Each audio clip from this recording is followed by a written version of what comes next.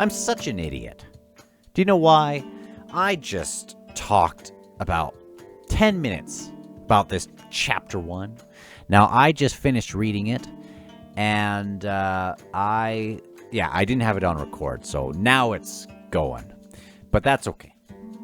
So I just finished it, and I rushed into here. It's a little late, so I have to be a little quiet. But there are some amazing things about this chapter. It just got better and better and better, and I'm so excited to talk about it. Now, it starts here. We find out Dujek's army is here. It starts with Absalar. And only about maybe 10, 15 minutes ago, when I was reading about Absalar and I finally got why she is there, what she's doing in this mission, it starts with her, though. And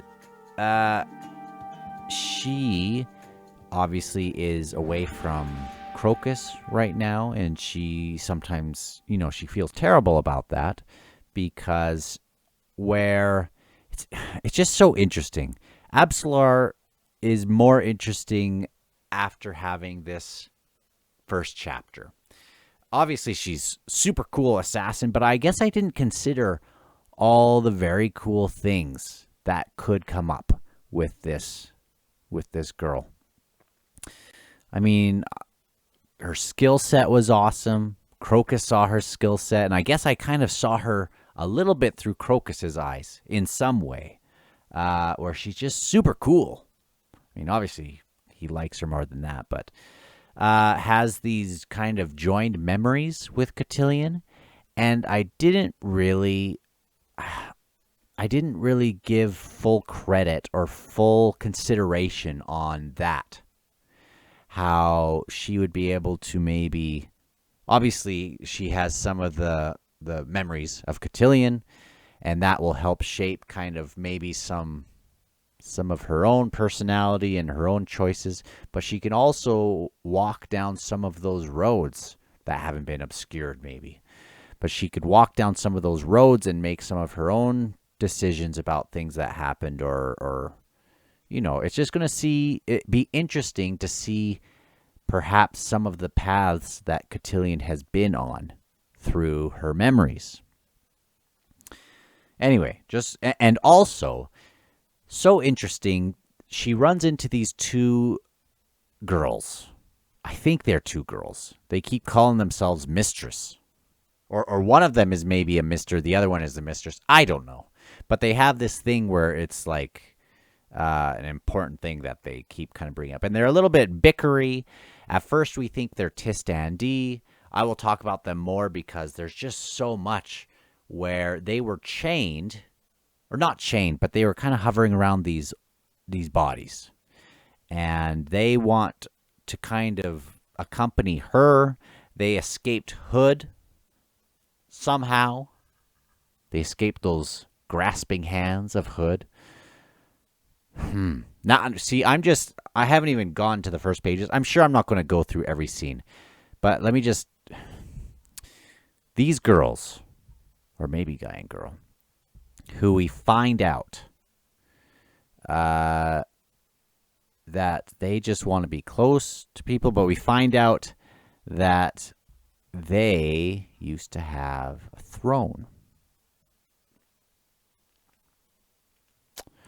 And I don't know if that means they were a king and a queen of that throne, or joined heirs, the first throne bearers of Shadow, or a recent throne occupant.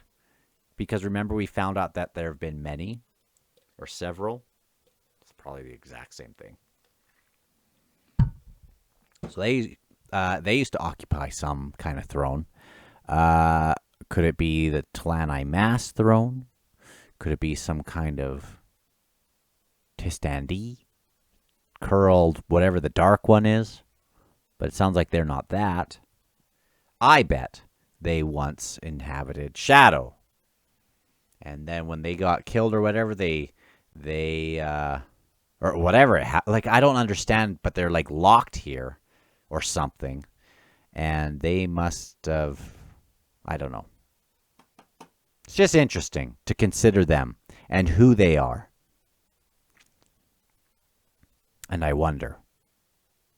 But my guess is that they once occupied Shadow or something. I don't know. But that'll change. Maybe. Okay. So, oh man. And we will talk about them again in this episode later on. So, we know that Raraku is now a sea. Oh, and there was this interesting moment that I didn't mention in the prologue where they mentioned Raraku. That if you swept away the sand, they had millions of vases broken.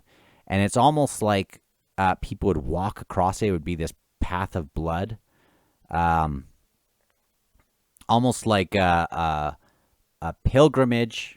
That would be awful, and that's the toll. You have to make this pilgrimage with bare feet, walking on these shards of... That's how it came across to be.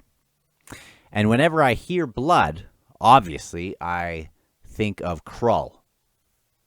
And Krull, not Krull, but blood has come up a few times in this chapter. Can't get that one past me. So I think Krull is going to once again, like in Memories of Ice, be central again. Which means we will have Karuli again. Which means Karuli's the guy. Which means we'll have Karuli. Which means we will have Kruppa. Which means we will have...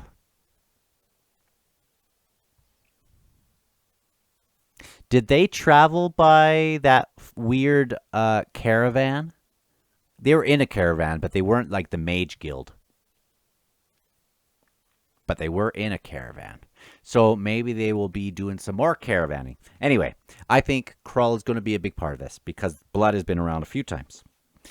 And when I saw that Raraku thing, I thought of Krull. And there's one more time I'll mention in this chapter. Okay, the fleeing army of Leoman the Flails. So the whatchamacallit, the rebellion is failing. Everyone is kind of giving up their neighbor who was once kind of participating in the rebellion, and that's causing all sorts of issues. They're giving them up to the Malazans.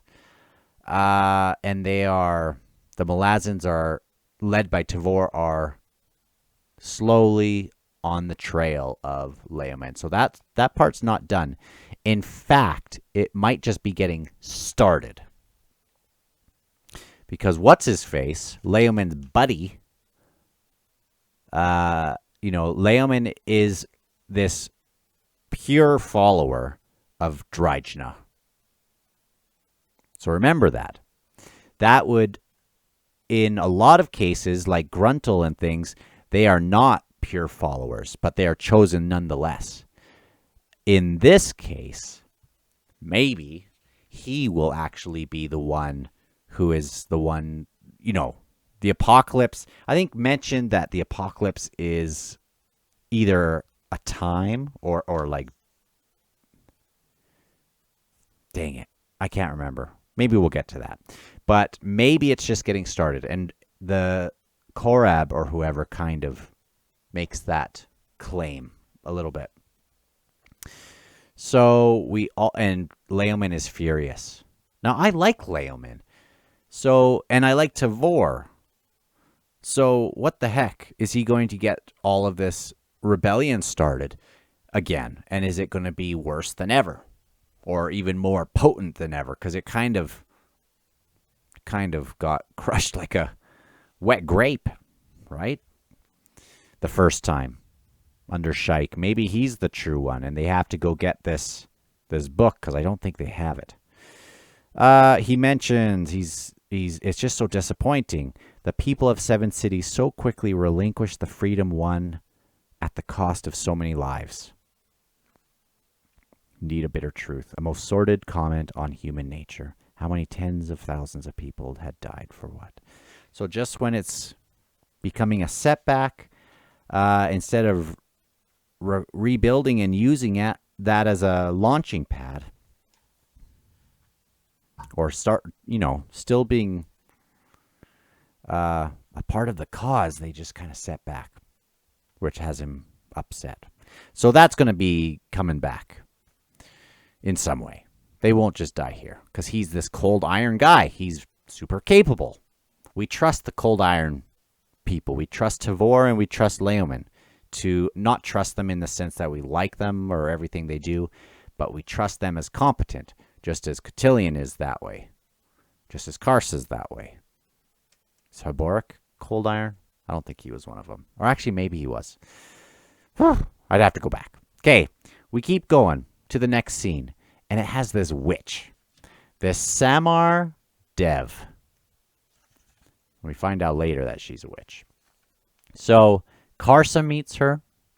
She has invented this little carriage and hired this old man to run it, and he had a heart attack or something or whatever. He was kind of one of the investors, but he died. She kicked the wheel, broke her foot, and now she's stranded there. And works with Karsa. At first, when she sees Karsa, she's like, "Are you planning anything not good?" He's like, "No, I haven't done that for a year since I don't have any blood oil around me. I don't follow that old life. You're good."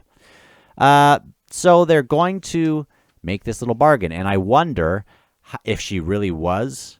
Her foot was broke. I tend to believe that because of this awesome thing that she ends up saying later on, or if she, but I guess it's totally possible as well that she was playing him, but I don't think so. I don't think so yet. So he has these two rotten heads, and he's like, "Hey, I may be huge and tattooed and have this massive crazy sword and have these two massive dog heads.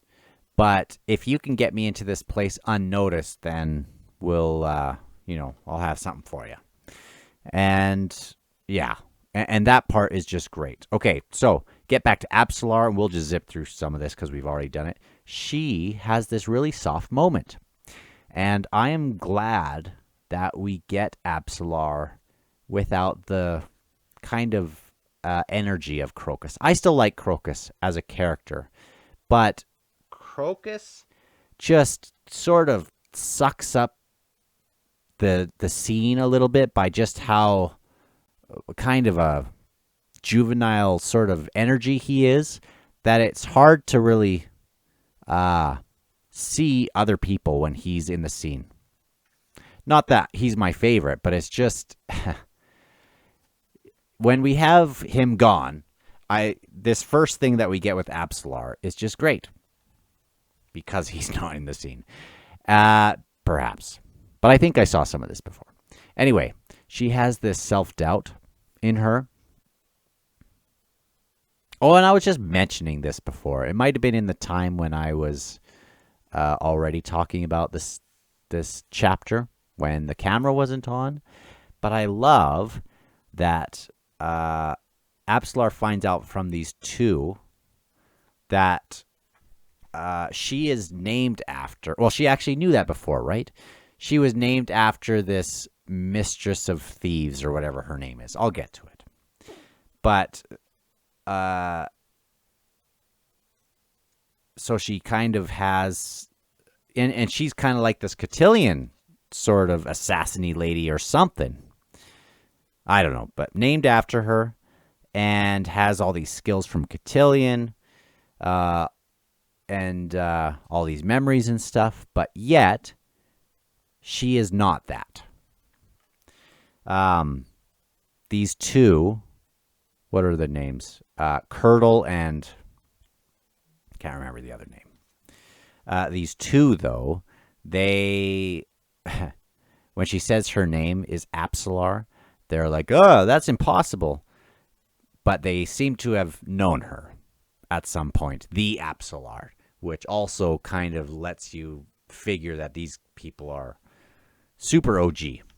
But we just don't know why they were there, chained, what got them there, who the heck they are. You see, it's just such a web trying to even talk about these things. Anyway. What was I just saying? Anyway, so she has all these links to these assassins and other people, and she doesn't just get a chance to be who she is.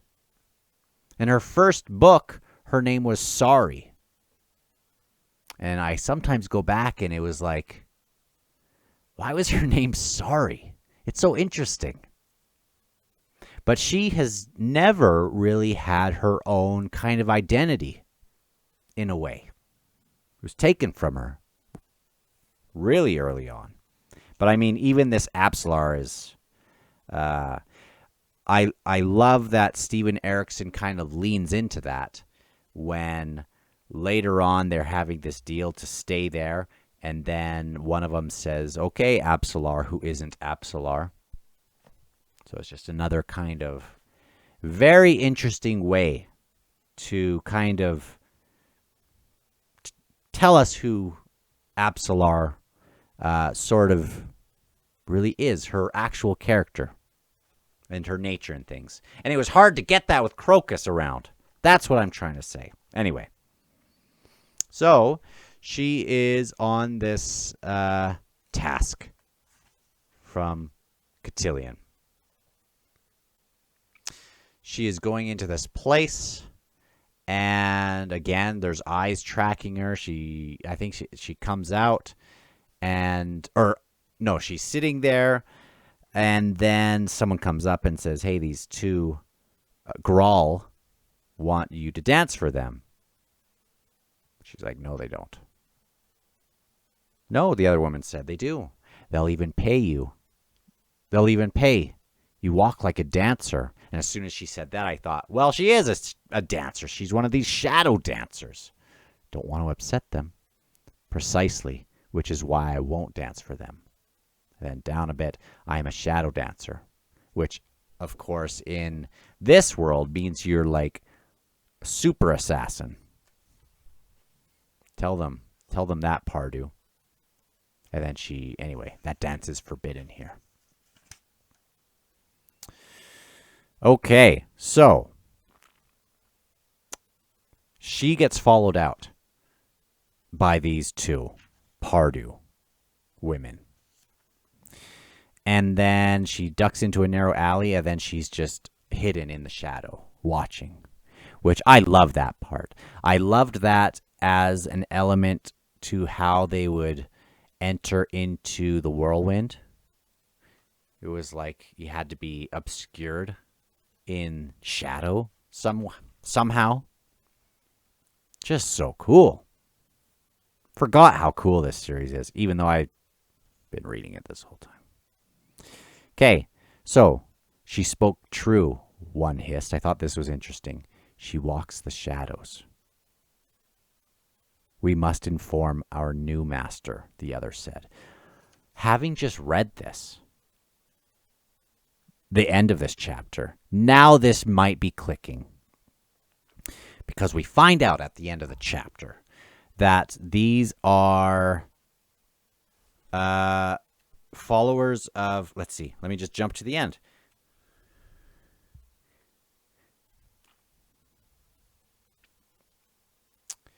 Okay. She killed this other assassin when she went to where she was, the person that she was going to kill. Rolls him over, and then there are these glyphs and things. There's this obscured part on his right shoulder, right shoulder blade, where the man's name had once been. It had been ritually obscured. The man had been a priest of the Nameless Ones. Oh, Cotillion, you won't like this at all.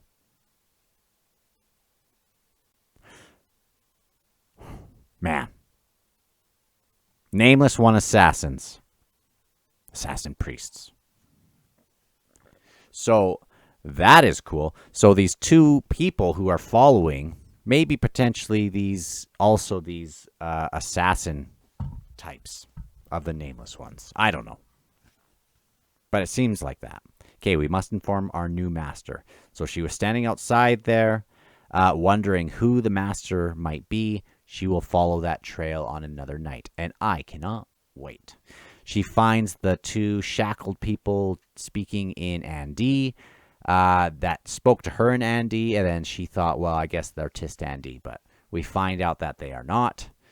Somehow they are kind of in this other realm, not claimed by Hood, stuck in shadow, but in that kind of area, it's almost they both have this little argument.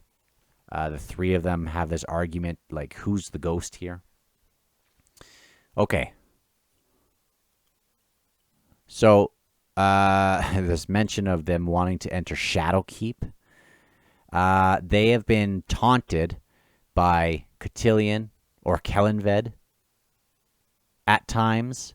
They are afraid of them. They're afraid of Kellanved, Cotillion. Sounds like Edge Dancer as well. They make mention of him at the end of the chapter, which is awesome because he is just a new player in all this. Who was the third? Remember in House of Chains, they talk about a third. They talk about a triumvirate a few times. And there was one. Dang it. Is this him? I'm going to have to go back and look at that. That's just coming to me. But he would fit the bill, maybe. But he seems like he's just. Yeah, he seems like. It's so interesting because he is kin to these Shadow Hounds. So the Shadow Hounds, or the Hounds of Dark, I believe, won't attack him because they're kin, which makes me think, are you a former king of them? Are you the king who made them? Or are you like the king who made them and these other divers?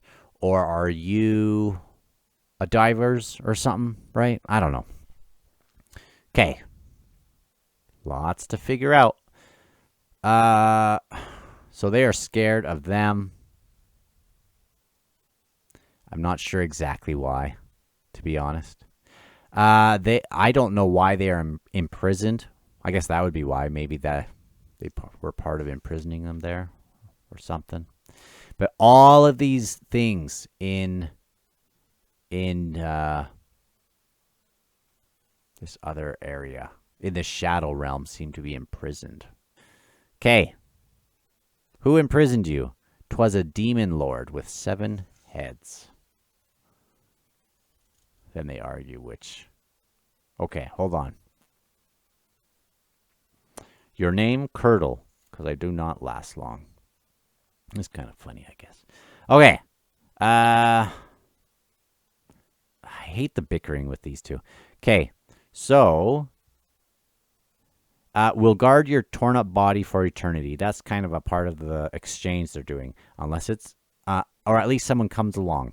Unless it's Edgewalker. He's the one first mentioned, which is interesting. Hounds, or Shadow Throne, or Cotillion, or Aptorian, or one of those. All right. Okay. I will escort you, whereupon you may leave this realm. In all probability, you will find yourself walking through Hood's Gate, which would be a mercy to everyone except for maybe Hood himself. I agree. Okay. Poor Hood. All right, so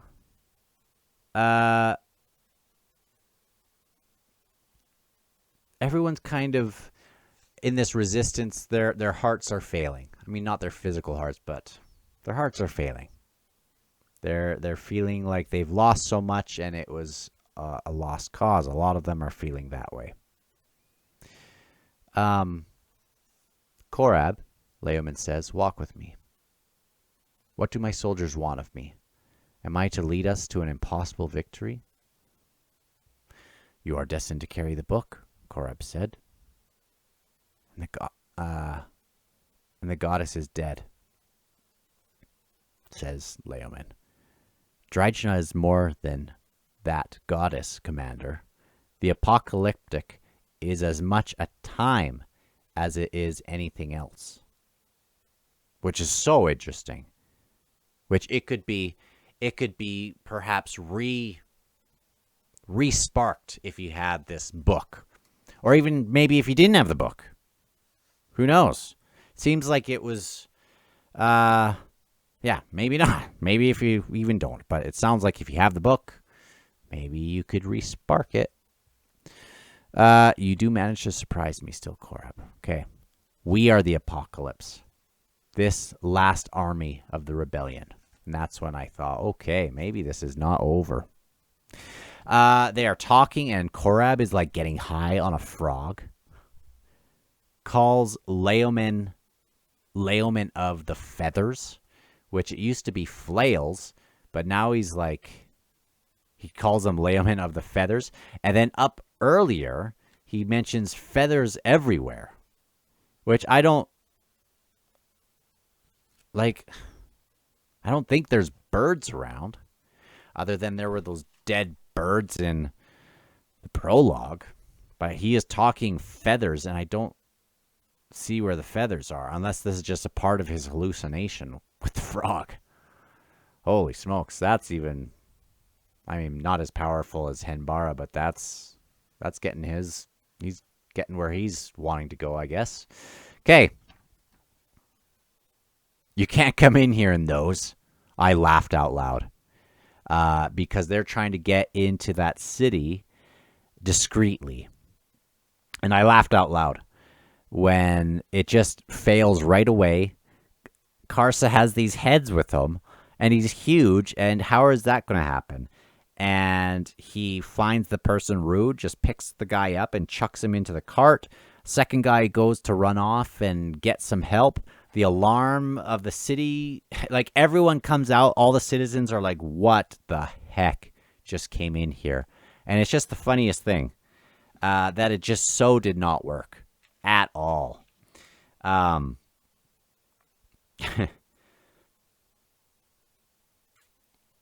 Yeah, we find out here where she is the witch. And she tells them to back off. She says, I'm going to handle this. Just stay back. And I loved this part. Before getting to her exchange with the citizens here. He finds out she's a witch and says, why did you not call upon the spirits to heal yourself? She says, I had nothing with which to exchange. The spirits one finds in the wastelands are hungry things, Karsa Orlong, covetous and not to be trusted. You cannot be much of a witch then. If you need to bargain, why not just bind them and demand that they heal your leg? And this is maybe, I'm calling it the most important line for Karsa in this book. That the witch says. Remember how Torvald was like the first person to show Karsa what a friend was like? Maybe this is the moment where she tells Karsa how to do this job of whatever he is in the House of Chains. Was he the Knight of Chains? Man, anyway, she says, he says, why not just bind them and demand them to heal your leg, these spirits? One who binds risks getting bound in return. I will not walk that path. She says that to Karsa. So she could have, but she will not walk down that path. And that's why I think she's good and not trying to mislead him. He made no reply to that. I think that might be the most important, one of the most important lines of the series, potentially. That seems like a line that could come back. That could be a series-defining moment. Potentially, if I am right with just how important old Karsa is going to be. I think he's right at the center. And I know that I talk about all these different characters having their 3% key of making all this work. But I think Ganos has a bigger key, or a more significant key, and so does Karsa, I think. And I think this is, at least in this book, I might be overstating it, but at least in this book, I think that's a big moment. That's just my guess. But we'll see. We'll read and find out, which I hate. Which I love. Okay. They will find us nonetheless. You have failed your task. I wasn't the one who threw that guard into a cart. He spoke rudely, You should have warned him. So deflecting and putting the blame on her. Karsa's amazing. Okay, shouts, guards rush. Wait, let me speak to them first, she says. You're under arrest. Karsa's tattoo face darkened. She's held up her hands. There's been a misunderstanding. They recognize her. She says, he's just a spirit I found. I was out there. I was kind of hurt. I invoked him. Da-da-da-da-da. And he thought that your guard was being hostile. He will be chill now because he's just a spirit and he was just protecting me. But we can, he won't do anything as long as you guys are chill. Things will be fine. Does she speak the truth? He says to Karsa. And it's like his ego won't let him. Like he would just as rather fight the whole city, which is like my favorite thing.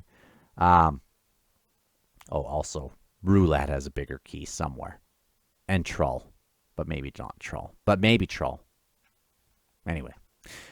Oh, man. He would just as rather fight the whole city. Because he's just Karsa. They find out that he is Toblakai, companion to Leoman of the Flails. Executioner of Sheikh's betrayers. Slew demons. He has these 2 heads. Like, he is the real deal. He has 2 heads of the Hounds of Dark, which is like the craziest trophy. Like, it's the craziest flex to take with you. It's awesome. It's like the awesomest thing. But he's saying, the rebellion is broken. The Malazans have retaken the cities. They will come here eventually. My war is done. If they cannot accept that, I will kill them. An outrageous claim, yet no one laughed like he probably could. Woo!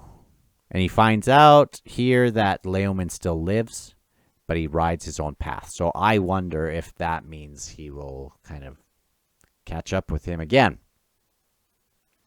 Captain sends a healer to mend her leg, and they will get some lodging. Havoc needs to have his own stable so he doesn't eat the other horses. It's like, holy smokes. It's like the best thing ever. Okay, so we get this, we get back to Absalar and Curdle and Telerast. We'll find out. Okay, they want to go where she is going, and they ask if there are bodies there, but when she says, you're going to steal the bodies to house your spirits, they said, no, we just like bodies, just even in proximity. You, for example, are of a great comfort to us, though we know not your name. And that's when they talk about her being named after the mistress of thieves and being like, it's impossible, she can't be here. Just awesome. I wonder I can't stand these people, these 2, but I want to know all about them. Okay. So she is leading them to this gate. They talk about how they were once powerful mages, but also beautiful. Necromancers, spirit walkers, conjurers, masters of the thousand warrens, and then Curdle's Teleras says mistresses, Curdle, mistresses of the thousand warrens, which also the thousand fingers. 1,000 fingers. 1,000 warrens. Could be something. Beauteous mistresses, curvaceous, languid, sultry. Okay. Talking about all the things they were before. And even Calor quailed before us. Isn't that right, Telorist? These people might be insane, but I think they're the real deal. You evaded Hood's realm, I see. You evaded her. Okay. Clumsy hands. Clumsy grasping hands. We were too quick. So, yeah. Maybe not Tistandi. And then they tell her, or she tells them to stay put. They recognize something darker in Absalar. That's when they say, okay, Absalar, who isn't Absalar? They talk about maybe they sort of contemplate just killing her. But they figure they'll stay for a while. So Absalar is on this trail. And I can't go through all this, but oh man, this was awesome. She makes it into this Azath house in the Warren of Shadow. No, wait. It says there was no distinct Azath house in the Warren of Shadow. Virtually every permanent feature in Shadow was threaded through with unbreakable chains, and bodies lay buried in the dust, shackled to those chains. I don't know if I mentioned it here or in the prologue, but I definitely underlined it. This idea where Shadow's always changing. So even the memories of Cotillion, things are always a little different. Remember how the statues that Karsa looked at were just a little different when they are in this pure kind of light, or this greater light or different light. The Shadow makes things a little different each time. So you can't always trust your memories, potentially, is what that gets at. Right? And so even Cotillion, yeah. Man. Flippin' love the Shadow. So I'm back to that. Remember in House of Chains how I got so excited about this idea of dark on one side, light on the other, which are kind of like absolutes? And then Shadow is continually under siege. Then we got to the Edur. Like, holy smokes. What a way to set up these books in terms of big themes. And then we get this. Oh. Okay.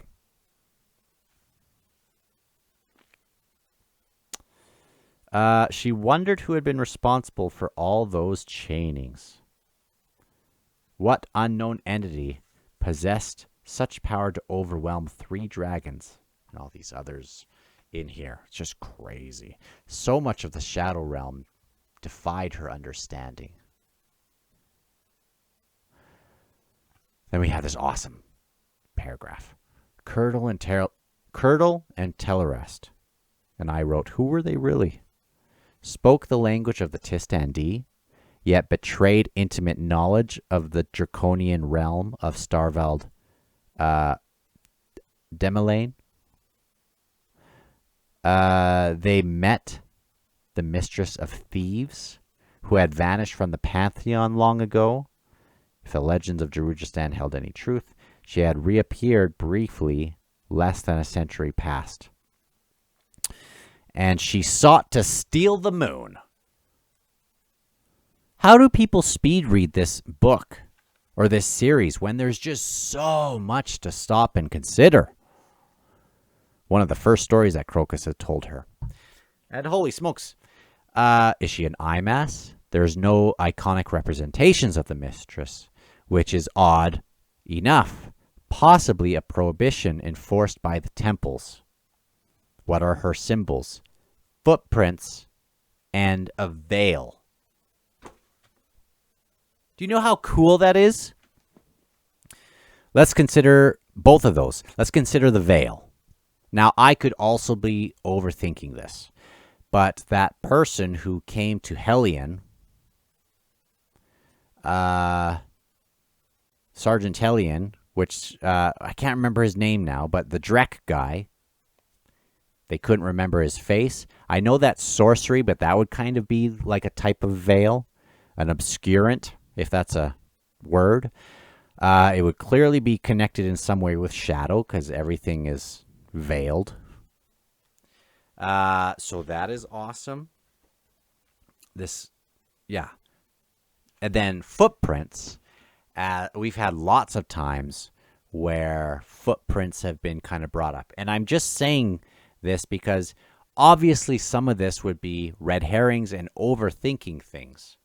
But if I know some of what Stephen Erikson has done in the past, He I don't think he does a lot of things by accident with some of these key terms.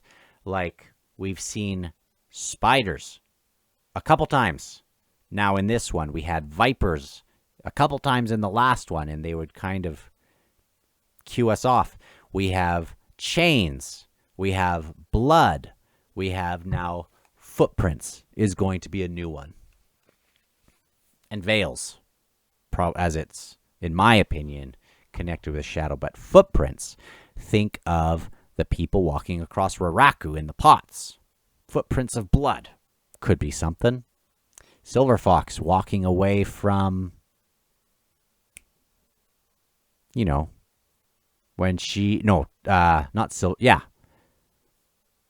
When Tattersail got all melded and turned into a little baby thing, right? Walked away. These footprints.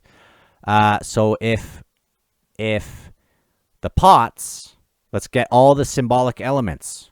I don't know what the pots would be, but Raraku is this sacred place. Footprints of this mistress connected with blood, potentially, which is connected with Krull. Some kind of mix. Remember, Krull keeps going. His blood keeps affecting all these other Warrens. And now these temples have a bunch of blood in them. Drek's temple's filled with blood. Remember when he, in Kapistan, Karuli, they take this bloody, nasty place, and he's like, oh, perfect, I'll just make that a temple. I'll just, retrofit it to be a temple now that it has this blood in it. I think Krull has got to be the center, or one of the centers of this.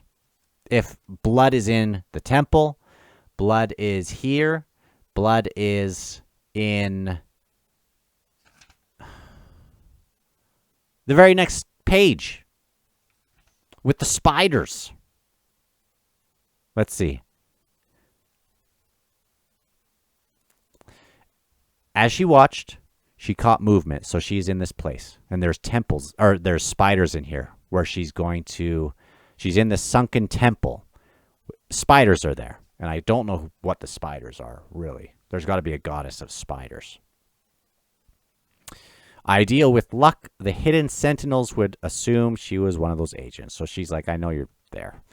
Runs over, and the passageway stank of blood, which I think means, it doesn't mean that cruel. Obviously when people just get killed, it doesn't mean like, oh yeah, blood, now Krull. But maybe, sorta, right? Maybe, sorta. It's not like you have to have a place dedicated. I thought the Warren of Stone, just wherever stone is, doesn't that mean that inside of people, Krull is like, I don't know. I'm just on a roll, aren't I, with all these theories. Okay. Absalar edged forward. A body was on the floor. She approached it, this crumpled figure. It was Mebra. And Mebra was the one who had the Book of Dryjna, who I think gave it to Callum to take.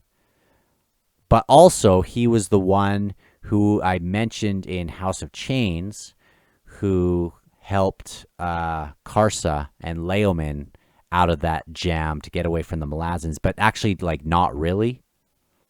Gave them a head start, but maybe still told the Malazans. And then a figure shows up. She recognizes even the clan that he's from. That's something probably from Cotillion, right? He throws this poison star and then rushes in, and she just rocks him.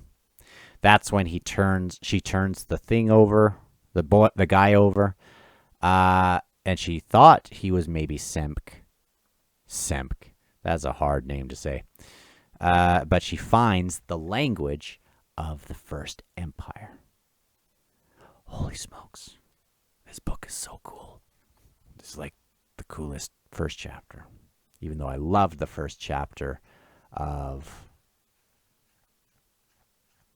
Memories of Ice and probably Midnight Tides the most. But I loved this one too. Okay. And then we get this bomb last page with Tellerist glancing up, and what I was asking Tellerist is whether we stay with her. They're considering that. If we don't, Edgewalker will be very unhappy with us, Curdle. You don't want that, do you? We've been happy. He's been unhappy with us before, or have you forgotten? Who the heck is Edge Dancer? Not Edge Dancer, Edgewalker. Oh, that's going to kill me. So it's decided we stay with her until we can find a way to get out of this mess. You mean cheat them all? Of course. I knew I shouldn't trust them. Good, Curdle said, because I want my throne back. So do I. Dead people, fresh. Yes, but not her. No, not her. Not just pretty then. No, not just pretty.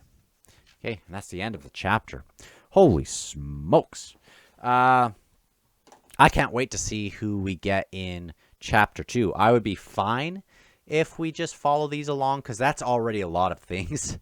But I'm sure we ain't even started. Looking forward to see you in chapter 2. And I will talk to you on the next one. Bye.